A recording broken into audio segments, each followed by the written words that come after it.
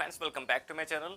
Friends, आज हम फिर से आपके लिए एक और हिंदी का पैसेज लेकर हाजिर हैं और हम आपको बताने वाले हैं कि आप इस पूरे पैसेज को हिंदी टू इंग्लिश कैसे ट्रांसलेट कर सकते हैं। और फ्रेंड्स, वैसे तो ये जो पैसेज है ये बहुत ही आसान है, लेकिन जब आप एक बड़ा सा पैसेज देखते हैं तो उसको देख के ही डर जाते हैं कि अरे इतना बड़ा पैसेज है, कैसे ट्रांसलेट होगा। बट आपको पूरे पैसेज को नहीं देखना है, आपको उसमें से एक एक सेंटेंस को देखना है कि क्या आप उसमें से एक एक सेंटेंस को ट्रांसलेट कर सकते हैं या नहीं। एक एक सेंटेंस को ट्रांसलेट करेंगे, पूरा पैसेज ट्रांसलेट हो जाएगा। तो आपको ये बड़ा सा पैसेज देखकर डरना नहीं है। चलिए देखते हैं कि हम एक एक सेंटेंस को कैसे ट्रांसलेट कर सकते हैं। पहला सेंटेंस यहाँ पे है, मेजर उस्मान हमारे देश के एक प्रसिद्ध योद्धा थे। मेजर उस्मान हमारे देश के एक प्रसिद्ध योद्धा थे। अब इस सेंटेंस में अगर देखा जाए तो इसमें किसी के द्वारा कोई एक्शन, कोई काम नहीं हो रहा है, केवल ये बताया गया है कि मेजर उस्मान कौन थे, हमारे देश के एक प्रसिद्ध योद्धा थे। तो जब भी ऐसा होता है कि सेंटेंस में कोई एक्शन ना हो, केवल उनके बारे में कोई इन्फॉर्मेशन हो, तो वहां पे आप is, am, are, was word का यूज करते हैं। तो ये पास्ट में है, इसलिए यहाँ पे वॉज का यूज आपको करना होगा। सबसे पहले इसमें सब्जेक्ट लिखना है, और सब्जेक्ट क्या होता है, जिसके बारे में बात हो रही हो। सब्जेक्ट क्या होता है, सेंटेंस में जिसके भी बारे में बात हो वही सब्जेक्ट होता है। तो इसमें बात हो रही है मेजर उस्मान के बारे में, तो सबसे पहले यहाँ पे हम लिखेंगे मेजर उस्मान। ये इसमें सब्जेक्ट है, मेजर उस्मान। अब ये कौन थे, हमारे देश के एक प्रसिद्ध योद्धा थे। सबसे पहले आप क्वेश्चन करेंगे कौन था, तो आंसर मिलेगा मेजर उस्मान थे। तो पहले इतना आप बनाएंगे, मेजर उस्मान थे, यानी कि मेजर उस्मान वॉज। अब ये कौन थे, हमारे देश के एक प्रसिद्ध योद्धा। तो ये चीज अब आपको लिखना है, हमारे देश के एक प्रसिद्ध योद्धा। और देखिए यहाँ पे बीच में कनेक्टर भी आया हुआ है के, हमारे देश के एक प्रसिद्ध योद्धा। अगर ये इसमें कनेक्टर नहीं आया होता तो हम एकदम सीरियल वाइज इसकी अंग्रेजी लिखते चले जाते, लेकिन यहाँ बीच में कनेक्टर आ गया है। इसका मतलब सबसे पहले हमें इस कनेक्टर के बाद यानी पीछे से हमें आगे की तरफ आना है। अगर सेंटेंस में कहीं बीच में कोई कनेक्टर आ जाता है तो हम पीछे से आगे की तरफ उसको लिखते हैं। यानी सबसे पहले लिखना होगा एक प्रसिद्ध योद्धा की अंग्रेजी, और उसके बाद के लिए प्रेपोजिशन ऑफ का यूज करके फिर हमारे देश की अंग्रेजी लिखनी होगी। तो इसमें बीच में एक कनेक्टर है जो इसको जोड़ रहा है, हमारे देश और एक प्रसिद्ध योद्धा को। तो क्या करेंगे, सबसे पहले एक प्रसिद्ध योद्धा का हो जाएगा अ फेमस वॉरियर। योद्धा को क्या कह सकते हैं, वॉरियर। तो major Usman was a famous warrior, यानी कि मेजर उस्मान एक प्रसिद्ध योद्धा थे। अब के लिए यहाँ पे ऑफ का यूज कर सकते हैं। अब हमारे देश है तो our country, of our country. तो ये पहला सेंटेंस हमारा बनेगा कि major Usman was a famous warrior of our country, यानी कि मेजर उस्मान हमारे देश के एक प्रसिद्ध योद्धा थे। अब अगला सेंटेंस है कि जब पाकिस्तान ने हमारे देश पर आक्रमण किया तो उन्हें देश की रक्षा के लिए भेजा गया। तो जब पाकिस्तान ने हमारे देश पर आक्रमण किया, ये अगर देखा जाए तो ये कॉम्प्लेक्स सेंटेंस है जिसमें एक डिपेंडेंट क्लॉज है और एक इंडिपेंडेंट क्लॉज है। तो इसमें जो डिपेंडेंट वाला क्लॉज है ये जब से स्टार्ट है, यानी कि व्हेन से हम इसको स्टार्ट कर सकते हैं कि जब पाकिस्तान ने हमारे देश पर आक्रमण किया। तो इसमें पास्ट की बात हो रही है, तो इसको पास्ट इंडेफिनिट टेंस के रूल से हम बना सकते हैं। तो सबसे पहले जब के लिए यहाँ पे आप व्हेन का यूज कर सकते हैं कि व्हेन पाकिस्तान, जब पाकिस्तान आक्रमण किया। तो यहाँ पे अटैक का मतलब होता है आक्रमण करना, तो यहाँ पे अटैक्ड हो जाएगा, सेकंड फॉर्म का यूज करेंगे क्योंकि ये पास्ट इंडेफिनिट है।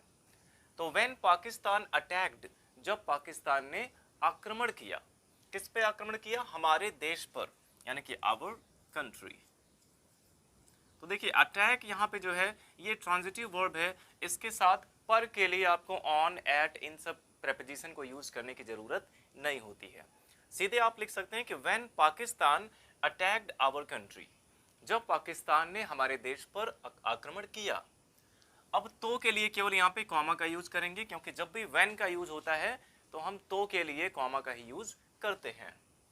उन्हें देश की रक्षा के लिए भेजा गया। अब यहाँ पे आ गया भेजा गया, तो किसी के द्वारा उन्हें भेजा गया।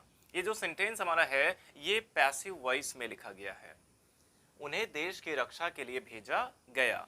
जब भी कोई हिंदी का सेंटेंस पैसिव वॉइस में लिखा होता है तो उसका पहचान क्या है, कैसे आप उसको आइडेंटिफाई करेंगे? इसमें जो वर्ब होता है यानी कि जो काम हो रहा है, इसके बाद जाना शब्द आता है लेकिन उसमें जाने का कोई काम नहीं होता है। अब जाना शब्द किसी भी तरीके से आ सकता है कि जाता है या फिर गया या फिर जा रहा है, जाएगा, इस तरह से। जैसे कल झंडा फहराया जाएगा, सड़कें बनवाई जा रही है, तो इसमें जाना शब्द तो आ रहा है लेकिन जाने का कोई काम नहीं हो रहा है। तो जब किसी एक एक्शन के बाद जाना शब्द आए लेकिन उसमें जाने का कोई काम ना हो, तो वहां पे आपको समझ जाना है कि इसमें सेंटेंस हमारा पैसिव वॉइस का है और इसका ट्रांसलेशन हमें पैसिव वॉइस में ही करना है। और क्योंकि ये भी पास्ट इंडेफिनिट का ही है, पास्ट की बात हो रही है, तो इसमें पास्ट इंडेफिनिट के पैसिव वॉइस का रूल आपको लगाना होगा। और इसमें वैसे भी अगर देखा जाए तो उन्हें भेजा गया, पैसिव वॉइस में क्या होता है, जो हमारा ऑब्जेक्ट होता है वो मेन शब्द, उसको हम सब्जेक्ट की तरह यूज करते हैं। तो यहाँ पे उन्हें के लिए हो जाएगा ही, उन्हें भेजा गया। और पास्ट इंडेफिनिट के पैसिव वॉइस में हेल्पिंग वर्ब वाज वर का यूज करते हैं। सभी इंडेफिनिट के पैसिव वॉइस में उसके कॉन्टिन्यूअस का हेल्पिंग वर्ब यूज करते हैं। ये पास्ट इंडेफिनिट है तो पास्ट कॉन्टिन्यूअस का हेल्पिंग वर्ब वाज वर यहाँ पे यूज होगा। और इसमें ही थर्ड पर्सन सिंगुलर है तो इसके साथ वाज का यूज करेंगे। अब पैसिव वॉइस में हमेशा वर्ब की थर्ड फॉर्म का यूज करते हैं, इसलिए यहाँ पे भेजा गया यानी सेंड का थर्ड फॉर्म यूज करेंगे, सेंट। तो ही वॉज सेंट, उन्हें भेजा गया। अब किस लिए? देश की रक्षा के लिए, देश की रक्षा के लिए, यानी कि हो जाएगा to defend the country. To defend, defend का मतलब होता है रक्षा करना, टू डिफेंड द कंट्री, देश की रक्षा के लिए। तो ये सेंटेंस हमारा था कि जब पाकिस्तान ने हमारे देश पर आक्रमण किया, पास्ट इंडेफिनिट का है, तो when Pakistan attacked our country, तो देश की रक्षा के लिए उन्हें भेजा गया। ही वॉज सेंट, उन्हें भेजा गया टू डिफेंड द कंट्री, यानी देश की रक्षा करने के लिए। अब इसके बाद अगला सेंटेंस है कि राजौरी के युद्ध में वे मारे गए। राजौरी के युद्ध में वे मारे गए। अब यहां भी देखिए मारे के बाद गए आ गया, लेकिन इसमें जाने का कोई काम नहीं हो रहा है, यानी कि यहां भी पैसिव वॉइस में है ये सेंटेंस, किसी के द्वारा उन्हें मारा गया। तो सबसे पहले वे मारे गए, ये चीज हम लिखेंगे। वे के लिए यहां पे हो जाएगा ही। इसमें भले ही वे आया हुआ है लेकिन वे के लिए आप दे का यूज नहीं करेंगे, क्योंकि यहाँ पे एक ही पर्सन की बात हो रही है जो कि है मेजर उस्मान, और ये थर्ड पर्सन सिंगुलर है तो इनके साथ ही का ही यूज करेंगे, भले हिंदी में वे आता है। ये तो उनके सम्मान के लिए यहाँ पे वे लिखा गया है। तो हो जाएगा वे मारे गए, ही वॉज किल्ड। ये भी पास्ट इंडेफिनिट का है तो इसमें पास्ट इंडेफिनिट के पैसिव वॉइस का रूल आपको लगाना है। ही वॉज किल्ड, वे मारे गए। अब कब मारे गए? राजौरी के युद्ध में। तो इन द वॉर ऑफ, या फिर in the battle of, in the war of Rajouri, he was killed, वे मारे गए in the war of Rajouri, यानी राजौरी के युद्ध में। किंतु उनकी वीरता को हम नहीं भूल सकते। अब किंतु, लेकिन, किंतु, पर, परंतु, इसके लिए आप बट का यूज करते हैं। तो लेकिन हम नहीं भूल सकते, तो यहां पे आप कैन नॉट का यूज कर सकते हैं, बट वी कांट, या फिर बट वी कैन नॉट। भूलना की अंग्रेजी होती है forget, but we can't forget, लेकिन हम नहीं भूल सकते अब उनकी वीरता को, यानी his bravery. But we can't forget his bravery, लेकिन हम उनकी बहादुरी को, उनकी वीरता को भूल नहीं सकते हैं। और इसके बाद उन्होंने कभी भी अपने जीवन की चिंता नहीं की। तो नहीं की के लास्ट में आ गया ई, तो जब भी आ ई ए वाला साउंड लास्ट में आता है तब भी वो पास्ट इंडेफिनिट का सेंटेंस होता है। तो उन्होंने चिंता नहीं की, यानी कि ही डिड नॉट, यहाँ पे नेगेटिव है तो पास्ट इंडेफिनिट का हेल्पिंग ऑफ इसमें डिड नॉट आएगा। ही डिड नॉट केयर, उन्होंने चिंता नहीं की। लेकिन इसमें हम देखेंगे यहाँ पे कभी नहीं है, उन्होंने कभी भी अपने जीवन की चिंता नहीं की। इस सेंटेंस में कभी नहीं आ गया है, तो यानी कि इसमें आपको नेवर का भी यूज करना होगा। अब ये कभी नहीं चाहे एक साथ आया हो, चाहे सेंटेंस में कभी कहीं और हो, नहीं कहीं और हो, लेकिन वहां पे आपको नेवर का यूज करना होता है। तो उन्होंने चिंता कभी नहीं की, यानी कि ही नेवर, यहाँ पे आपको नेवर का यूज करना होगा। और जब नेवर का यूज करेंगे तो इसके साथ हेल्पिंग वर्ब डिड नहीं आएगा, और जब डिड का यूज नहीं होगा तो वर्ब की सेकेंड फॉर्म आएगी। तो यहाँ पे केयर का केयर्ड हो जाएगा। He never cared for, he never cared, उन्होंने कभी चिंता नहीं की, फॉर हिज लाइफ, अपने जीवन के लिए। तो यहाँ पे हो जाएगा for his life. He never cared for his life, उन्होंने अपने जीवन की चिंता कभी नहीं की। और इसके बाद सेंटेंस हमारा है कि एक बार वे युद्ध में घायल हो गए। एक बार के लिए यहाँ पे आप वंस का यूज कर सकते हैं, वंस यानी एक बार, वे घायल हो गए।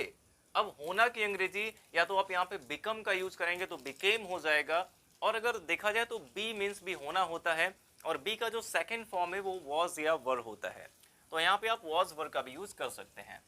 तो एक बार वे घायल हो गए, वंस ही वॉज वुंडेड, घायल होना की अंग्रेजी क्या है, wounded. Once he was wounded, एक बार वो घायल हो गए। अब कहां पे घायल हो गए, युद्ध में, तो हो जाएगा इन a battle, in a battle. अब कौन सा युद्ध था इसके इसमें बात नहीं हुई है, इसलिए यहाँ पे अ बैटल लिख सकते हैं। तो once he was wounded in a battle, यानी कि एक बार वे युद्ध में घायल हो गए। कुछ सिपाही उनके लिए बहुत दूर से थोड़ा पानी लाए। अब कौन लाया, कुछ सिपाही लाए, लाए यहां भी अगर देखिए तो लास्ट में ए आया हुआ है, तो जब भी आ ई ए वाला साउंड आता है लास्ट में तो वो भी पास्ट इंडेफिनिट का ही होता है, और उसमें सारी बातें पास्ट की हो रही हैं। तो कुछ सिपाही के लिए हो जाएगा सम सोल्जर्स, सम सोल्जर्स। अब लाए यानी ब्रिंग मीन्स लाना, और ब्रिंग का सेकेंड फॉर्म यहाँ पे आएगा ब्रॉट। ब्रिंग का यहाँ पे सेकेंड फॉर्म यूज करेंगे क्योंकि ये पास्ट इंडेफिनिट है। तो सम सोल्जर्स ब्रॉट यानी कुछ सिपाही लाए, क्या लाए, थोड़ा पानी, यानी कि some water, brought some water, थोड़ा पानी लाए। तो कुछ सिपाही उनके लिए बहुत दूर से थोड़ा पानी लाए। अब यहाँ पे उनके लिए के लिख सकते हैं फॉर हिम, ये हो जाएगा some soldiers brought some water for him, कुछ सिपाही उनके लिए थोड़ा पानी लाए। अब इसमें बचा बहुत दूर से, तो बहुत दूर से के लिए हो जाएगा फ्रॉम वेरी फार, फ्रॉम, या फिर यहां पे लिख सकते हैं far away, from far away यानी कि बहुत दूर से। तो सम सोल्जर्स यानी कि कुछ सिपाही, ब्रॉट का मतलब लाए, सम वाटर यानी थोड़ा पानी, फॉर हिम यानी उनके लिए, फार फ्रॉम अवे यानी बहुत दूर से। तो ये भी पास्ट इंडेफिनिट का ही सेंटेंस था, तो इसमें सेकंड फॉर्म का यूज किया गया है, ब्रिंग का सेकंड फॉर्म ब्रॉट, क्योंकि वे बहुत प्यासे थे। अब क्योंकि के लिए यहां पे आप बिकॉज का यूज कर सकते हैं कि बिकॉज ही वॉज, क्योंकि वे बहुत प्यासे थे, because he was very thirsty, because he was very thirsty, क्योंकि वे बहुत प्यासे थे। अब किंतु उस वीर ने वह पानी स्वयं नहीं पिया, किंतु के लिए यहां पे आप बट का यूज कर सकते हैं, बट द हीरो। अब उस वीर ने यहां पे है तो यहां पे द हीरो कर सकते हैं, बट द हीरो, लेकिन उस वीर ने वह पानी स्वयं नहीं पिया, तो यहां भी पिया में आ का साउंड आ रहा है तो पास्ट इंडेफिनिट है, और नहीं के लिए यहां पे डिड नॉट का यूज कर सकते हैं, did not drink, did not drink the water. वैसे तो वाटर के पहले, वाटर क्या है, एक मटेरियल नाउन है, और मटेरियल नाउन के पहले हम आर्टिकल का यूज नहीं करते हैं, लेकिन यहाँ पे केवल उस पानी की बात हो रही है जो वो सिपाही लेकर आए थे, इसलिए यहाँ पे वाटर के पहले द का यूज किया जा सकता है। तो but the hero did not drink the water, लेकिन उस वीर ने पानी स्वयं नहीं पिया। अब स्वयं के लिए यहाँ पे लास्ट में आप हिमसेल्फ का यूज कर सकते हैं, स्वयं के लिए हिमसेल्फ यहाँ पे लगा सकते हैं। तो ये क्या हो जाएगा कि but the hero did not drink the water himself, लेकिन उस वीर ने पानी स्वयं नहीं पिया। उन्होंने वह पानी एक दूसरे प्यासे सिपाही को दे दिया। तो सबसे पहले बनाएंगे कि उन्होंने दे दिया, उन्होंने के लिए यहाँ पे ही का यूज होगा। अब दे दिया, गिव का यहाँ पे सेकंड फॉर्म आएगा गेव, ही गेव, क्या दे दिया, द वाटर यानी कि वह पानी। अब किसे दे दिया, एक दूसरे प्यासे सिपाही को, एक दूसरे, तो यहाँ पे को के लिए टू का यूज करेंगे, to another, to another thirsty soldier, प्यासे सिपाही के लिए हो जाएगा थर्स्टी सोल्जर। तो but the hero did not drink the water himself, लेकिन उस वीर ने वह पानी स्वयं नहीं पिया। He gave the water to another thirsty soldier, उन्होंने वह पानी एक दूसरे सिपाही को, दूसरे प्यासे सिपाही को दे दिया। और इसके बाद देखिए है, कुछ देर बाद उनकी मृत्यु हो गई। कुछ देर बाद उनकी मृत्यु हो गई, तो उनकी मृत्यु हो गई के लिए क्या होगा, ही डाइड। ही डाइड का मतलब हो गया उनकी मृत्यु हो गई। ये भी पास्ट इंडेफिनिट है, तो डाई का सेकंड फॉर्म यहाँ पे आएगा, ही डाइड, उनकी मृत्यु हो गई।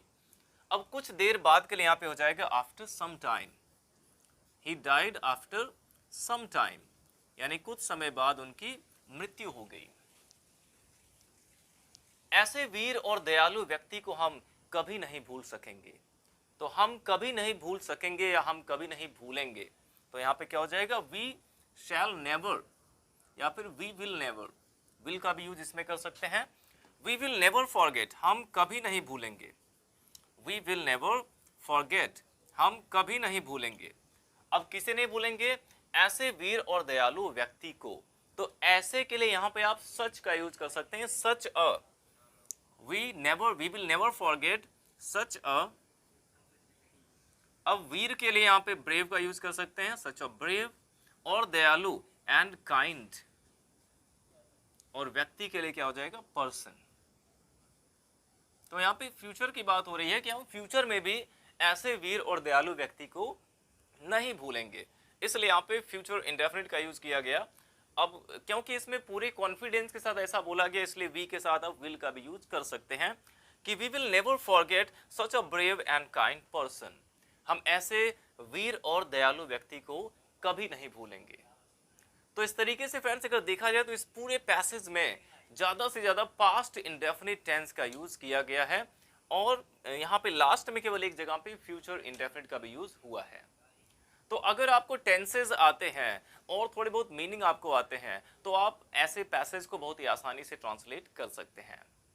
आई होप आपको समझ में आ गया होगा। वीडियो अच्छा लगा हो तो लाइक करिएगा, और अगर आप ऐसे ही और वीडियोस देखना चाहते हैं तो हमारे चैनल को सब्सक्राइब जरूर करें।